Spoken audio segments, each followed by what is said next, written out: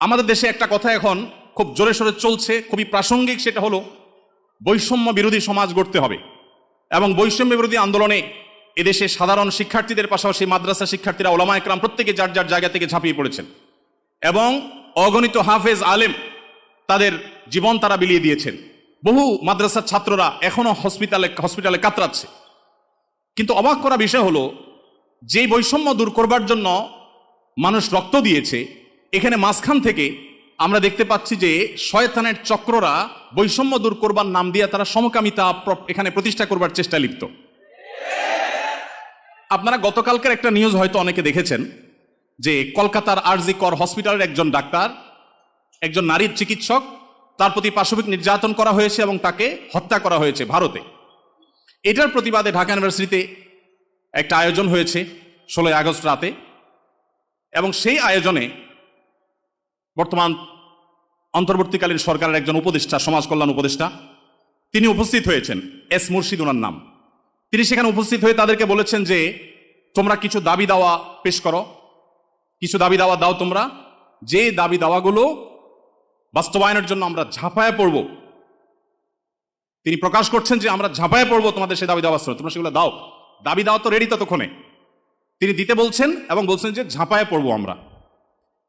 এবং তিনি আরো কিছু কথা সেখানে বলেছেন, আমি সেগুলোতে আর যাচ্ছি না। তার পুরো কথার খোলাসা হলো যে পুরা তার কাছে যে সরকারি শক্তি আছে, তার পুরো ডিপার্টমেন্ট ঝাঁপায়ে পড়বে সেগুলো বাস্তবায়ন করবার জন্য। শুধু তাদেরকে উৎসাহ দিচ্ছেন, তিনি অনুপ্রাণিত করছেন যে তোমরা সেগুলো দাও। তারা দিয়েছে। তারা কি দিয়েছে? 13টা দফা বা দাবি দিয়েছে। এই 13টা দফা দাবির ভিতরে আমি যদি একটু পড়ে শোনাবার চেষ্টা করি, এর ভিতরে একটা দাবি ছিল 3 নম্বরের, সেটা হলো ধর্ম, গোত্র এবং বর্ণের ঊর্ধ্বে গিয়ে প্রতিটি লিঙ্গের মানুষের সম্পত্তিতে সমান অধিকার দিতে হবে। এটা আমাদের প্রচলিত আইন বিরুদ্ধ যেমন, তেমনি এদেশের সংখ্যাগরিষ্ঠ মানুষ মুসলমানদের কোরআনে কারিমের সুস্পষ্ট বিধানের হুবহু বিপরীত। এর আগে বিভিন্ন সরকার যেটা চেষ্টা করেছে, করতে পারে নাই। এখন বৈষম্য দূর করবার নাম দিয়ে কলকাতায় হয়েছে কি, আর তারা দাবি করছে কি? কলকাতায় হয়েছে, একজন নারী চিকিৎসক পাশবিক নির্যাতনের শিকার হয়েছেন, তাকে খুন করা হয়েছে। পৃথিবীতে মুসলমানরা নারীদের অধিকার নিয়ে যখন কথা বলেছে, তখন আজকালকার নারীবাদীদের জন্ম হয় নাই। মুহাম্মদ সাল্লাল্লাহু আলাইহি সাল্লাম যখন নারী অধিকার নিয়ে কথা বলেছেন, তখন এই নারীবাদীদের 14 গোষ্ঠীর কারোর জন্ম হয় নাই। যেখানে মেয়ে হিসেবে জন্মগ্রহণ করলে জীবন্ত পুঁতে ফেলা হতো, যেখানে মেয়ে হিসেবে জন্মগ্রহণ করা অপরাধ ছিল, সেই সমাজে নারীকে শুধুমাত্র মুক্তই করেননি নবী সাল্লাল্লাহু আলাইহি সাল্লাম, শুধুমাত্র মৃত্যুর হাত থেকে রক্ষাই করেননি, নারীকে আকাশের উচ্চতায় তুলে দিয়ে গেছেন। কোনো বাবা মা যদি 2টি কন্যা সন্তানকে সঠিকভাবে যথাযথভাবে লালন পালন করে, তার জন্য জান্নাতের গ্যারান্টি দিয়েছেন।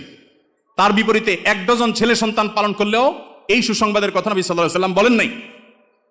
তো সেই মুসলমানদেরকে যদি নারীদের অধিকারের সবক শুনাতে আসা হয়, তো সেটা দুর্ভাগ্যজনক বিষয় ছাড়া কিছুই না। ভাইরা আমার, এখানে আপনারা দেখতে পাচ্ছেন হয়েছে একজন নারী চিকিৎসকের প্রতি জুলুম নির্যাতন, সেটার প্রতিবাদ হবে, কিভাবে তার জুলুম থেকে রক্ষা করা যায় সেটা বলা হবে। দাবি হচ্ছে কি দেখেন, প্রায় সবগুলো দাবি সম্পূর্ণ অপ্রাসঙ্গিক। তার মানে একটা সুনির্দিষ্ট এজেন্ডা বাস্তবায়ন করবার জন্য ইচ্ছাকৃতভাবে অপ্রাসঙ্গিকভাবে এই সমস্ত দাবিগুলো তারা তুলে আনছে। এর ভিতরে একটা হলো, দেখেন যেটা বললাম, ধর্ম, গোত্র, বর্ণের ঊর্ধ্বে উঠে, মানে কোরআনের বিধানকে সাইডে রেখে বাদ দিয়ে সকল লিঙ্গের মানুষের সম অধিকার। এখানে একটা জিনিস দেখেন, সকল লিঙ্গের মিনিংটা কি? সকল লিঙ্গ মানে কি? নারী পুরুষ? জি না।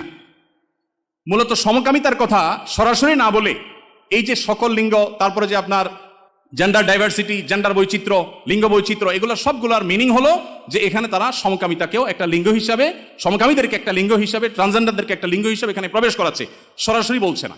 তো যাই হোক, এখানে কোরআন কারীমের আয়াতের বিধান থেকে আমাদেরকে, সারা দেশের মানুষকে সরে আসার জন্য আহ্বান করছেন। এই দেশে ছাত্ররা বৈষম্য বিরোধী, কোটা বিরোধী আন্দোলন করেছে কি কোরআন কারীমকে পরিবর্তন করবার জন্য? কোরআনের বিধানকে উল্টাবার জন্য মুসলমানরা রক্ত দিয়েছে? কিন্তু তারা তো সে দাবি করছে। আমাদের ছাত্রদের, আমাদের মুসলমানদের রক্তকে তারা কিসের বিনিময়ে বিক্রি করছে দেখেন। দ্বিতীয় দাবি দেখেন, ইউনিফর্ম ফ্যামিলি কোড চালু এবং তার বাস্তবায়ন করতে হবে। এটার সহজ কথা হলো যে মুসলিম পারিবারিক আইন যেটা আছে এটা তুলে দিতে হবে,